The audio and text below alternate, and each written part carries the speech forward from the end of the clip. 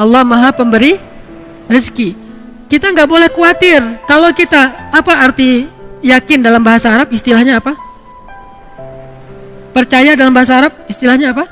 Iman. Iman itu dari bahasa aman yang artinya nyaman, tidak ada rasa gundah, tidak ada gangguan, tidak ada zilzal, guncangan, tidak ada raib, keraguan-raguan, aman.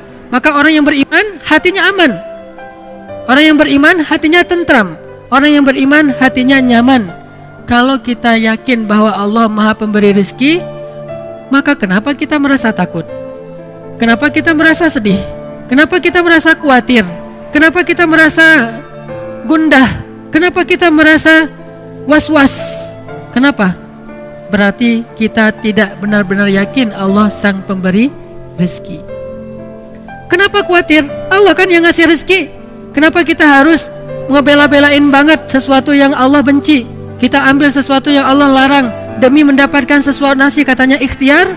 Padahal Allah yang memberi rezeki, bukan pekerjaan, bukan seseorang, bukan siapapun, tetapi Allah lah yang memberi rezeki. Sehingga orang yang yakin kepada Allah bahwa Allah itu Maha Pemberi rezeki, dia tidak akan, pikirannya itu gak akan kemana-mana, nyaman. Tapi ketika dia mulai suuzon sedikit saja, bisa gak ya saya makan hari ini? Berarti dia sudah suuzon kepada zat Allah Sang Maha Pemberi rezeki.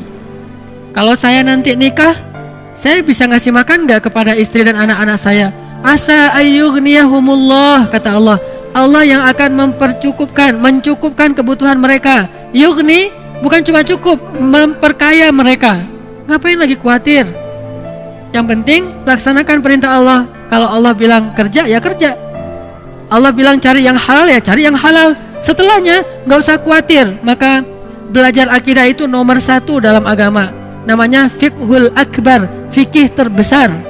Baru setelahnya ada fikih asghar, yaitu ibadah dan muamalah. Fikih yang paling besar, orang Indonesia itu jarang belajar. Baru masuk ke musola, ke masjid, anak kecil baru TK atau SD langsung diajarkan tentang sholat, fikih kecil. Diajarkan tentang akhlak, fikih kecil. Sedikit yang diajarkan tentang akidah, yang itu adalah fikih besar. Sehingga walaupun dia udah sholat, walaupun dia udah tahu tentang ibadah, tapi dia belum punya keyakinan yang kuat sehingga gampang galau. Muncullah generasi galau. Kenapa? Gak ada akidahnya. Coba lihat di Mekah, ayat-ayat yang turun di Mekah, apa isinya? Akidah akhirah, akidah akhirah, akidah akhirah. Iman kepada Allah, iman kepada hari akhir. Itu aja terus isinya. Baru nanti setelah di Madinah muncul sholat yang sudah 5 waktu. Walaupun dia menjelang hijrah ke Madinah, sholat 5 waktu, kemudian puasa, kemudian zakat, kemudian jihad, kemudian menutup aurat, hijab, kemudian haji, umroh di Madinah. Kalau sholat menjelang Madinah, walaupun sholat itu udah ada sejak awal risalah, tapi dikonsep dalam bentuk 5 waktu menjelang ke Madinah.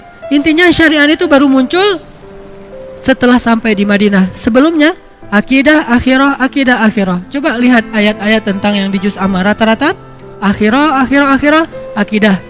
Ini menunjukkan bahwa yang harus kita bangun terlebih dahulu adalah jangan suuzon sama Allah.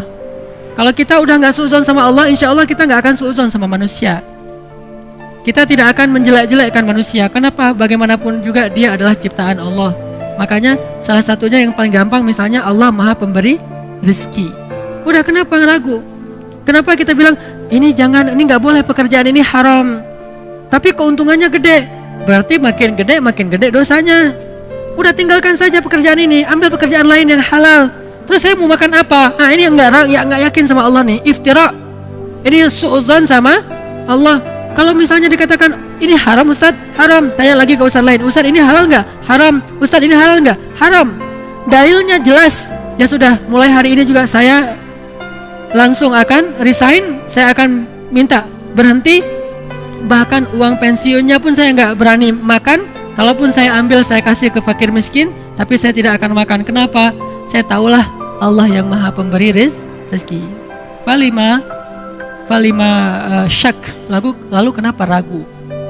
Kenapa was-was? Kenapa khawatir? Gara-gara kurang yakin kepada Sang Pemberi rezeki. Kan kan enak hidup kalau udah yakin sama Allah Maha Pemberi rezeki. Dan yakin itu yakin yang paling benar.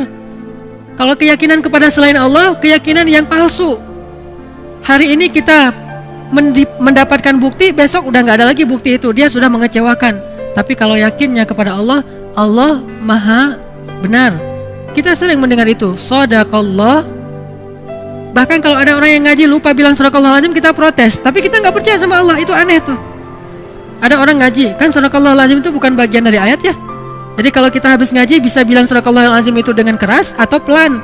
Nggak harus shadaqallahul azim, itu kan qori. Kan kita nggak harus gitu. Kita bisa baca misalnya wasa'at masira, shadaqallahul azim, bisa. Atau bareng-bareng shadaqallahul azim semuanya, kan bisa kan? Namanya juga bukan ayat. Kalau lupa dibaca pun tidak dosa. Tapi karena luar biasa ya kita ya, hebat. Kalau ada yang lupa bilang shadaqallahul azim, Ustaz kok tadi nggak pakai shadaqallahul azim? Tapi giliran dikatakan yang tadi Allah Maha Pemberi rezeki, tinggalkan pekerjaan itu. Terus nanti saya makan apa? Mana shadaqallahul azim? Mana yang dia bilang Allah itu Maha benar? Udah gitu terjemahannya salah lagi kan?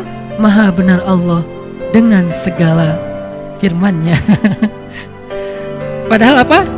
Maha benar Allah yang Maha Agung. Oh kok gitu Ustaz? Kan udah berpuluh-puluh tahun sejak zaman Soekarno kita udah Maha benar Allah dengan segala firman-Nya. Itulah orang kita, kalau udah jadi kebiasaan nggak mau lagi diubah. Takut dengan perubahan. Dia bilang nggak boleh fanatik. Kenapa fanatik kepada yang nggak benar? Kenapa nggak berfanatik kepada yang benar? Itu aja udah terjemahannya salah. Dan terus kenapa juga harus kalau ada qori itu terus sari tilawah harus perempuan? Mentang-mentang gara-gara istilahnya sari gitu harus perempuan? Shadaqallahul azim. Udah sebelahnya aku berlindung dari godaan setan, nunjuk lagi tuh. Yang terkutuk. Ini kenapa harus gini gitu loh? Aneh kan? Kenapa nggak si qori'nya aja, kan udah ada Quran terjemah, tinggal baca. Dia baca gini nih. Dengan nama Allah yang Maha Pengasih lagi Maha Penyayang, sungguh kami telah memberikan kepadamu kemenangan yang nyata. Kan jelas. Kenapa harus ada dua orang? Satu laki-laki, satu perempuan. Bukan muhrim pula. Saya qori waktu kecil, jadi saya sering tampil di televisi. Malam Jumat, sari tilawahnya perempuan. Masih kecil untungnya. Coba kalau udah remaja, sari tilawahnya perempuan, qori'ah, suaranya bagus. Dia aku berlindung apa segala macam. Nanti kalau ayatnya tentang neraka, oh, kayak orang baca puisi kan?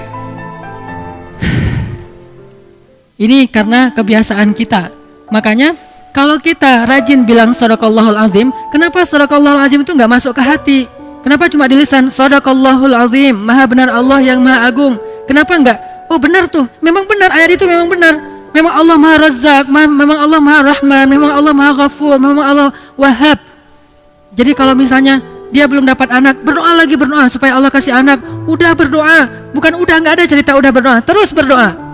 Kenapa? Kalau nggak dikasih anak nanti dikasih di mana? Di surga. Emang di surga ada anak? Hadis riwayat Tirmidzi, baru aja kemarin saya baca. Kata Nabi, ketika seseorang menginginkan anak di surga, hari itu juga istrinya hamil dan melahirkan tanpa rasa sakit. Hadis riwayat Tirmidzi. Abu Dawud, ketika seseorang menginginkan anak di dalam surga, hari itu juga istrinya hamil dan melahirkan tanpa rasa sakit dan tanpa menghilangkan keperawanannya. Lahir anaknya. Berarti kita punya anak banyak di surga? Punya anak banyak. Makanya gak usah berputus asa, minta aja anak. Rabbi habli minas salihin, Rabbi habli min ladunka waliya, waj'alhu Rabbi radiyya, Rabbi habli min ladunka dzurriyyatan thayyibah, Rabbana hab lana min azwajina wa dzurriyyatina qurrata a'yun. Kok belum Ustaz? Ala inna nasrallahi qarib, innallaha sami'ud du'a, Rabbi habli minas salihin, Rabbi habli minas salihin. Terus saja minta. Kenapa? Allah kita yakin Sami', Maha mendengar. Dan kita yakin, kata Nabi dalam hadis qudsi, Allah berfirman, aku malu kalau melihat hambaku mengangkat kedua tangannya lalu aku tidak mengabulkan doanya, itu aku malu. Maka kalau kita yakin sama itu, terus saja minta. Allah nih pasti malu nih gak ngabulin. Allah beri saya anak, pasti Allah malu, pasti Allah mendengar. Tapi kalau kita bilang Allah dengar gak ya, itu suuzon. Allah mau ngasih gak ya, saya khawatir Allah gak akan ngasih, itu suuzon. Karena Allah sendiri mengatakan, aku ujibu da'watad da'i idza da'ani. Aku pasti mengijabah, pasti aku akan memberikan apa yang mereka minta, maka mintalah ke Allah. Kalau kita ragu, Allah ngasih nggak ya? Allah mendengar nggak ya? Berarti kita udah su'udzon terhadap Allah, iftira. Padahal Allah sami'ud du'a, Allah wahhab, maha pemberi, Allah syakur, maha menghargai, Allah razak, maha memberi rezeki. Ini nggak boleh kita ragukan sedikit pun, sampai nanti kita malah bersu'udzon kepada Allah. Mengurangi hak Allah itu nggak boleh.